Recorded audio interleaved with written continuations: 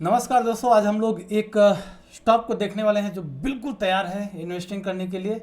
और इसके पहले दोस्तों, अगर आप मुझे फॉलो करते हैं तो इसके पहले मैंने बहुत सारे शेयर लेकर के आया दोस्तों, जो एकदम नीचे के लेवल पर बाई करवाया था। और आज के लेवल पर देखेंगे दोस्तों, आज के दिन आप देखेंगे तो आपका ह्यूज प्रॉफिट चल रहा होगा।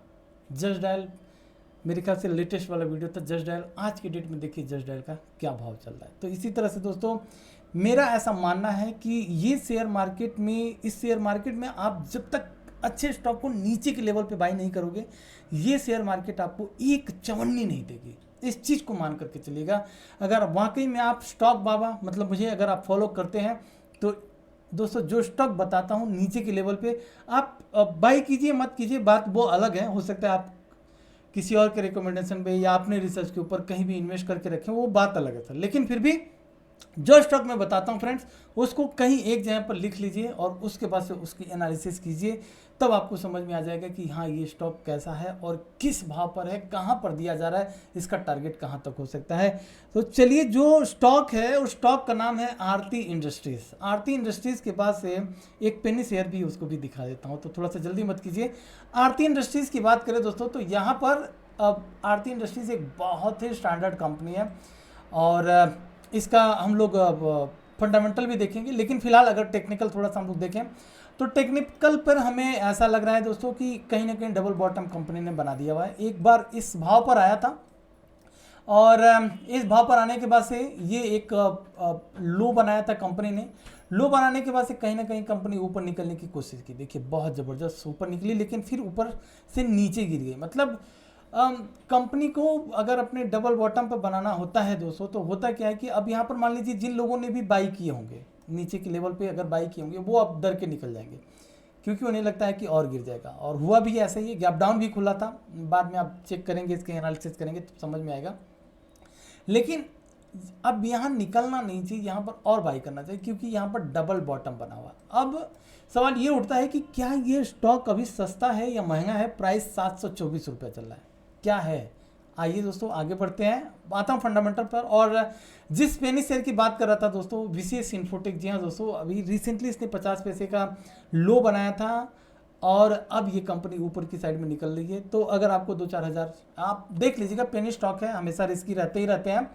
हाँ, तो रिस्की शेयर में अगर आपको इन्वेस्ट करना है, करिएगा बिल्कुल, क्योंकि बहुत नीचे के लेवल पे है। अब मैं बात कर रहा था आरती इंडस्ट्रीज़। आरती इंडस्ट्रीज़, तो क्या ये अभी सस्ता है या महंगा है, इसके फंडामेंटल हमें क्या दिखा रहे हैं, थोड़ा सा इसको समझ लेते हैं। आरती इंडस्ट्रीज़, देखिए, सबसे पहले तो हम लोगों को मार्केट कैप देखना है।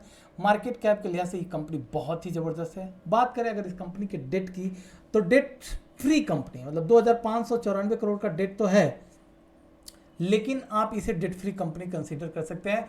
मैं थोड़ा सा एक काम करता हूँ, कैमरे को जस्ट बंद करता हूँ, तब आपको पूरा पिक्चर जो है क्लियर दिखेगा, राइट।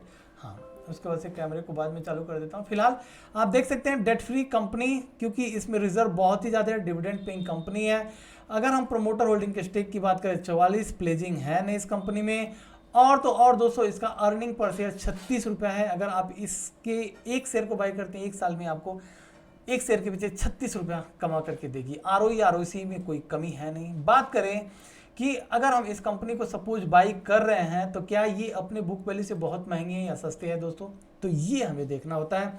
और स्टॉक का पी कितना है, स्टॉक का पी भी ठीक है, बुक वैल्यू के हिसाब से 4.25 गुना या 4.5 गुना अभी तक ये कंपनी भागी है। तो कुल मिला जुला करके दोस्तों, एक चीज़ याद रखिएगा, जो भी कंपनी, जिस भी कंपनी के फंडामेंटल बहुत ही ज़बरदस्त होते हैं, वो कंपनी कभी भी अपने बुक वैल्यू के पास नहीं आता है। और आरती इंडस्ट्रीज़ मुझे लगता है उसी में से एक है।